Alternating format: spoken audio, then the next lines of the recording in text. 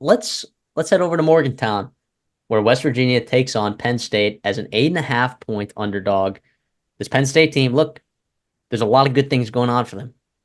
But West Virginia, I think maybe people aren't talking about them enough as a sleeper because of this really difficult schedule that they have, and maybe the potential to win the Big 12 isn't necessarily there.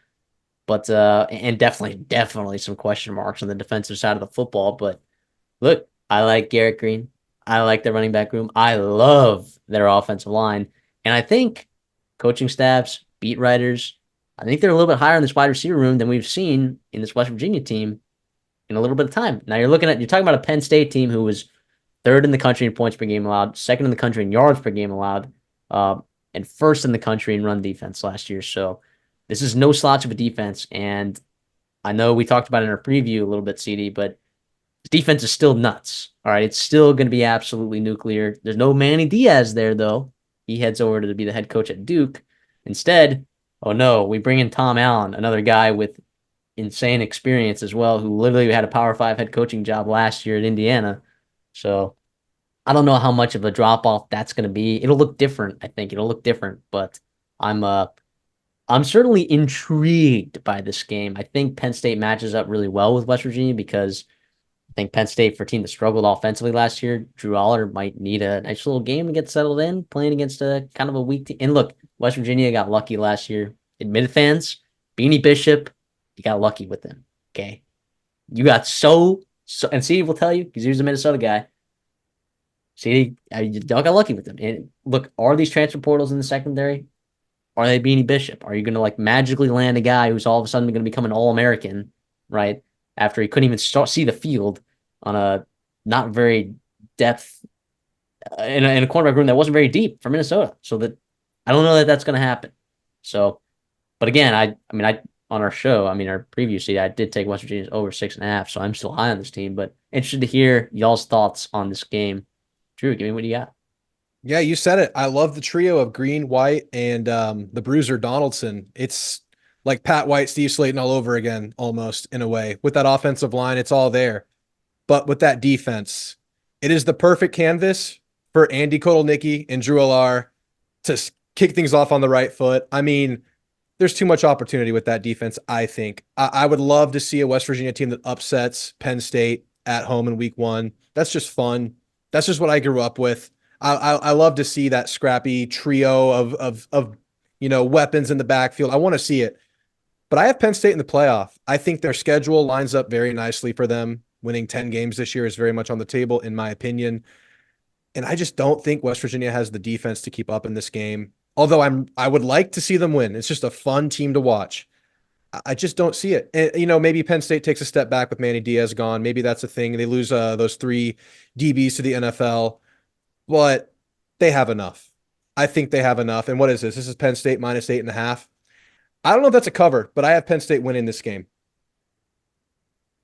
Yeah, I think what a different narrative it is going into this game than it was a year ago. Last year, West Virginia was picked to finish last in the Big 12, and they go on and kind of one of the surprise teams of college football. Obviously, they lost this game last year on the road in Happy Valley, which most teams do, by the way.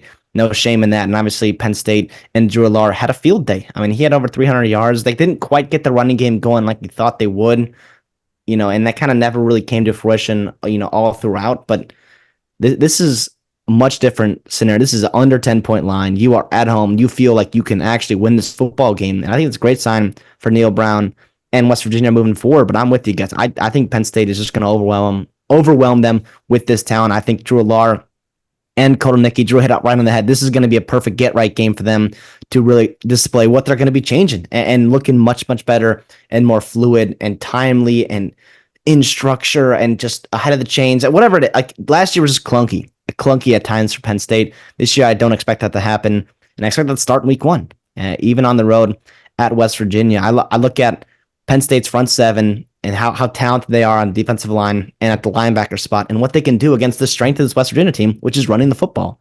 And I think, that matchup, unfortunately, doesn't quite bode well for West Virginia because last year went in the Big 12, and they kind of impose their will at times on teams. I don't quite see them being able to push around Penn State this year.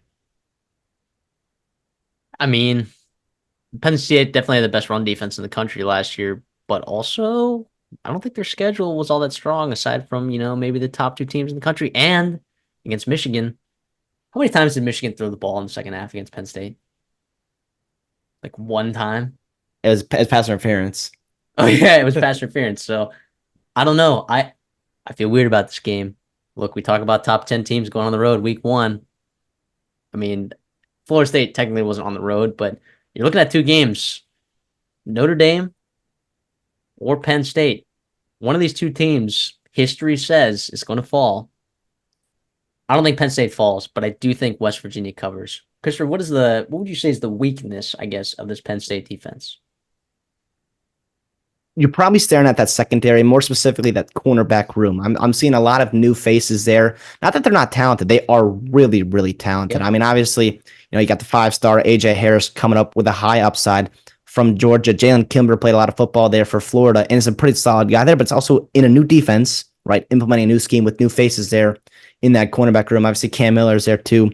They like him, but it's also unproven guys in this system in the Big Ten, right? Obviously, the talent is there. We'll see how it gels in week one. It's a lot to ask from guys, but also, I mean, yes, we like Garrett Green, and is his strength going to be able to push the ball down the field consistently, and especially with his group of wide receivers? I mean, Traylon Ray, yeah, he was pretty solid. Rodney Gallagher can do some things, but Justin Robinson, Jaden Bray, those guys are going to really take big steps to be able to exploit this, quote unquote weakness of Penn State.